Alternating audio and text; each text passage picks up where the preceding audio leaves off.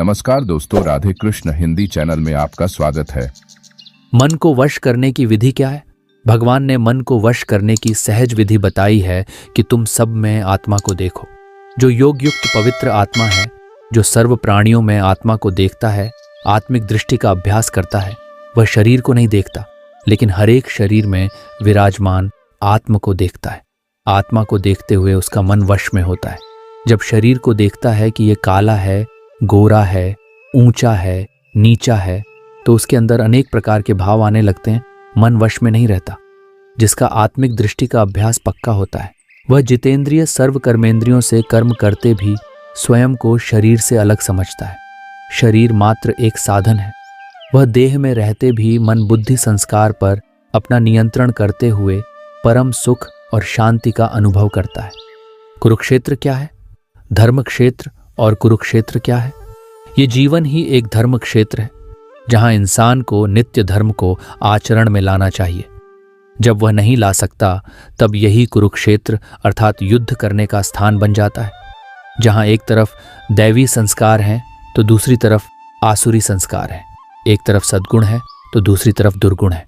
ये सद्गुण और दुर्गुण के बीच, दैवी और आसुरी संस्कारों के बीच यह युद्ध है। कुरुक्षेत्र केवल हरियाणा प्रदेश का मैदान नहीं है। एक कुरुक्षेत्र हम सबके भीतर भी है, हमारी अंतर चेतना में, जहां एक तरफ आसुरी संस्कार या आसुरी शक्तियां तैनात हैं और दूसरी तरफ दैवी शक्तियां हैं। हमारी चेतना के बीच निरंतर युद्ध चलता रहता है। श्रीमद् भगवद गीता मतलब जीवन संग्राम में विजयी बनने का प्रशिक्षण। वास्तविक स्वरूप क्या है? यज्ञ किया जाता है शुद्धिकरण के लिए। नया घर लिया तो वहां पर रहने के पहले यज्ञ करते हैं ताकि वातावरण शुद्ध हो जाए। कोई कष्ट की बात आती है तो यज्ञ करते हैं कि बाधा दूर हो जाए। यज्ञ में 3 चीजों की आहुति डाली जाती है: जौ, तिल और घी। आज तक संसार में कितने ही यज्ञ हो गए हैं, कितना जौ, तिल और घी हमने स्वाहा कर दिया होगा, फिर भी संसार का शुद्धिकरण नहीं हो पाया, क्योंकि यज्ञ की स्थूल प्रक्रिया को तो करते आए, लेकिन उसके सूक्ष्म भावार्थ को हमने समझा ही नहीं। जौ तन का प्रतीक है, सूक्ष्म तिल मन का प्रतीक है और तरल घी धन का प्रतीक है। मनुष्य जीवन का अशुद्धिकरण अगर हुआ है तो उसके ये हैं: पहले मन में कोई अशुद्धि की बात आती है, फिर तन भी उसमें प्रवृत्त हो जाता है और फिर उस गलत कार्य में हम अपना धन भी खर्च करते हैं। इसलिए शुद्धिकरण की प्रक्रिया में पहले अपने मन के विचारों को शुद्ध बनाना है, फिर तन को भी गलत कार्य में नहीं लगाना है और धन को हमेशा सत्कार्यों में ही लगाना है। हमारा जीवन ही एक यज्ञ है, जिसके शुद्धिकरण की नित्य आवश्यकता है। मनुष्य संसार की इकाई है। अगर उसके जीवन का शुद्धिकरण हो गया तो सारे संसार का शुद्धिकरण स्वतः ही हो जाएगा। और जितना जीवन रूपी यज्ञ को शुद्धिकरण में लगाएंगे, उतना आत्मोन्नति को भी प्राप्त करेंगे। दैवी संस्कारों की वृद्धि होगी, जो आत्मा को नित्य प्रगति के मार्ग पर ले जाएंगे और प्रकृति भी सदा सेवा में हाजिर हो जाएगी। कौरव कौन है? कौरव अर्थात जो अधर्म पक्ष का वाचक है। धृतराष्ट्र अर्थात जो राज्य सत्ता, बाहुबल या भूमिबल के अहंकार से युक्त हैं। गांधारी जो देखते हुए भी नहीं देखना चाहती, इसलिए आंखों पर पट्टी बांध ली थी। अब कौरव के नाम पर विचार करें तो देखते हैं कि उनके नाम की शुरुआत दु शब्द से होती है, जैसे दुर्योधन जिसने धर्म का दुरुपयोग किया, दुशासन जिसके जीवन में अनुशासन का अभाव था। इसी तरह दुशाल, दुर्मुख, दुष्कर्ण अर्थात दु से ही सारे नाम देखने को मिलते हैं, जिसका भावार्थ है दुख देने वाला या जिनमें दुष्टता का भाव समाया हुआ हो। उनकी एकमात्र बहन का नाम भी दुःशला था। दुर्योधन ने कहा था, धर्म क्या है, अधर्म क्या है, उसे मैं भी जानता हूं, परंतु धर्म के मार्ग पर चलने की शक्ति मुझ में नहीं है और अधर्म को मैं छोड़ना नहीं चाहता, क्योंकि जीवन में कमजोरी आ गई है।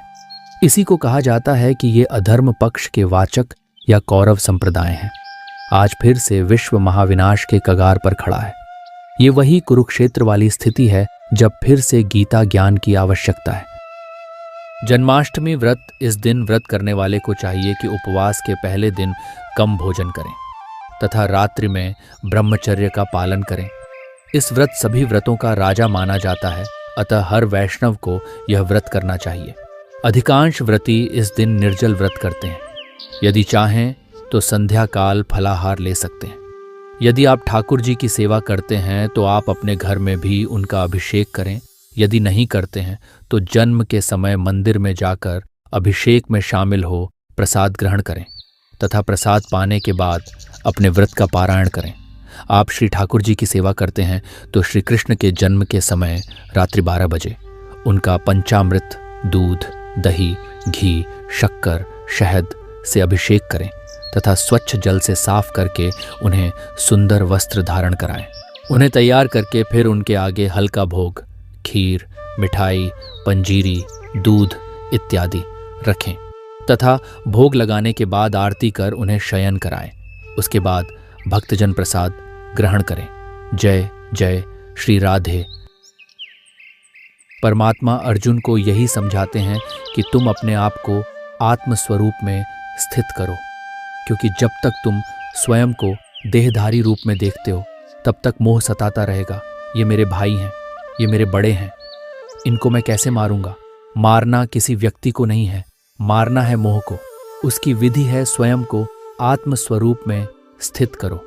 जब आत्म स्वरूप में स्थित होंगे तो कौन याद आएगा। परमात्मा की याद सहज, स्वाभाविक और निरंतर बनी रहेगी।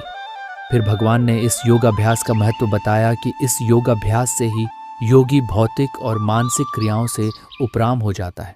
कई बार लोग योग का मतलब शारीरिक या मानसिक व्यायाम समझ लेते हैं। भगवान ने कहीं पर भी अर्जुन को भौतिक या मानसिक क्रियाएं करने की प्रेरणा नहीं दी, लेकिन योग मतलब ही सभी बातों से मन को ऊपर उठाना और विशुद्ध मन से आत्म स्वरूप में स्थित होकर परमात्मा की याद में अतीन्द्रिय सुख और आत्म संतुष्टि का अनुभव करना है। 1. जो हुआ अच्छे के लिए ही हुआ। जो हो रहा है वह भी अच्छे के लिए ही हो रहा है। जो होगा वो भी अच्छे के लिए ही होगा। आप जिस भी वजह से निराश है उसे भूल जाए। वर्तमान में अगर कुछ आपको बहुत ही दुख दे रहा है, उसके पीछे निश्चित ही बहुत अच्छा कारण छुपा हुआ है। इसलिए न भविष्य और न ही पिछले बीते हुए समय के बारे सोचिए। आपके पास वर्तमान है, उसे खुश होकर आनंद के साथ जिए। 2. जब बारिश होती है तो सभी जीव बारिश से बचने के लिए छुप जाते हैं, परंतु बाज एक ऐसा पक्षी है जो बारिश से बचने के लिए बादलों के ऊपर उड़ने लगता है। यही अंतर है हारने वाले और जीतने वालों में। जो व्यक्ति अपनी सोच छोटी रखता है उसके लिए समस्या बड़ी हो जाती है, और जो व्यक्ति अपनी सोच बड़ी कर लेता है उसके लिए जीवन की सारी समस्याएं छोटी हो जाते हैं। जब भगवान सृष्टि की रचना कर रहे थे तो उन्होंने जीव को कहा कि तुम्हें मृत्यु लोक जाना पड़ेगा, मैं सृष्टि की रचना करने जा रहा हूं। ये सुन जीव की आंखों में आंसू आ गए। वो बोला, प्रभु कुछ तो ऐसा करो कि मैं लौटकर आपके पास ही आऊं। भगवान को दया आ गई। उन्होंने 2 कार्य किए जीव के लिए। पहला, संसार की हर चीज में अतृप्ति मिला दी और जीव से कहा, तुझे दुनिया में कुछ भी मिल जाए परंतु तू तृप्त नहीं होगा। तृप्ति तभी मिलेगी जब तू मेरे पास आएगा। और दूसरा, सभी के हिस्से में थोड़ा थोड़ा दुख मिला दिया है ताकि तू लौटकर मेरे ही पास पहुंचे। इस तरह हर किसी के जीवन में थोड़ा दुख है। जीवन का दुख या विषाद हमें ईश्वर के पास ले जाने के लिए है, लेकिन हम चूक जाते हैं। हमारी समस्या क्या है कि हर किसी को दुख आता है। हम भागते हैं ज्योतिष के पास, अपने दोस्तों और रिश्तेदारों के पास। कुछ होने वाला नहीं, थोड़ी देर का मानसिक संतोष बस। यदि दुखों से घबराएं नहीं और ईश्वर का प्रसाद समझकर आगे बढ़े तो बात बन जाती है। यदि हम ईश्वर से विलग होने के दिनों को याद कर ले तो बात बन जाती है और जीव दुखों से भी पार हो जाता है। दुख तो ईश्वर का प्रसाद है। दुखों का मतलब है ईश्वर का बुलावा है। वो हमें याद कर रहा है। पहले भी ये विषाद और दुख बहुत से संतों के लिए ईश्वर प्राप्ति का मार्ग बन चुका है। हमें ये बात अच्छे से समझनी चाहिए कि संसार में हर चीज में अतृप्ति है और दुख और विषाद ईश्वर प्राप्ति का साधन है। जय जय श्री राधे।